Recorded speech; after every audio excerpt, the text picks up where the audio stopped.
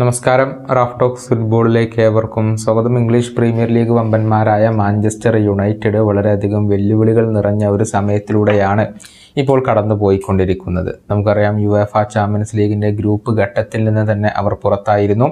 മാത്രമല്ല, UEFA Europa ലീഗിലേക്ക് യോഗ്യത നേടാൻ അവർക്ക് കഴിഞ്ഞിരുന്നില്ല. ഈ സീസണിൽ ഇതിനോടകം തന്നെ 12 തോൽവികൾ അവർ ആകെ വഴങ്ങിക്കഴിഞ്ഞു.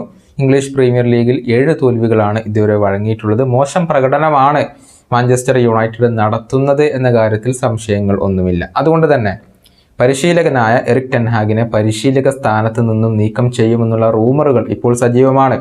എന്നാൽ ഈ ഡച്ച് പരിശീലകൻ ഈ അഭ്യൂഹങ്ങളോട് പ്രതികരിച്ചിട്ടുണ്ട്. ക്ലബിൻ്റെ സപ്പോർട്ട് തനിക്കുണ്ട് എന്നാണ് എറിക് ടെൻ ഹാഗ് പറഞ്ഞിട്ടുള്ളത്. തന്നെ ഇപ്പോൾ പുറത്താക്കില്ല എന്ന് തന്നെയാണ് അദ്ദേഹത്തിൻ്റെ വാക്കുകളിൽ നിന്നും നമുക്ക് വ്യക്തമാകുന്നത്. ടെൻ ഹാഗിൻ്റെ വാക്കുകൾ ഇങ്ങനെയാണ്: ക്ലബിൻ്റെ സപ്പോർട്ട് എനിക്കുണ്ട്, അവർ എന്നോട് അത് പറഞ്ഞിട്ടുമുണ്ട്. മാത്രമല്ല, എനിക്ക് അത് അനുഭവപ്പെടുന്നുണ്ട്.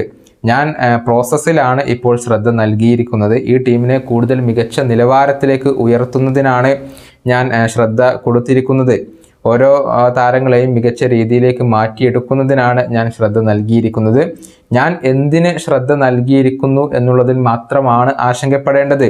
എനിക്ക് എൻ്റെ ജോലി പോകുന്നതിനെക്കുറിച്ച് ആശങ്കകൾ ഇല്ല, അതിൻ്റെ ആവശ്യമില്ല.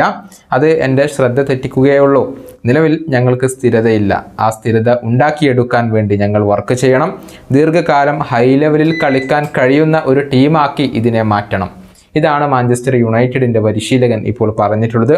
നാളെ ഇംഗ്ലീഷ് പ്രീമിയർ ലീഗിൽ നടക്കുന്ന മത്സരത്തിൽ മാഞ്ചസ്റ്റർ യുണൈറ്റഡ് കളത്തിലേക്ക് ഇറങ്ങുന്നുണ്ട്. ചിരവൈരികളായ ലിവർപൂളാണ് യുണൈറ്റഡിൻ്റെ എതിരാളികൾ.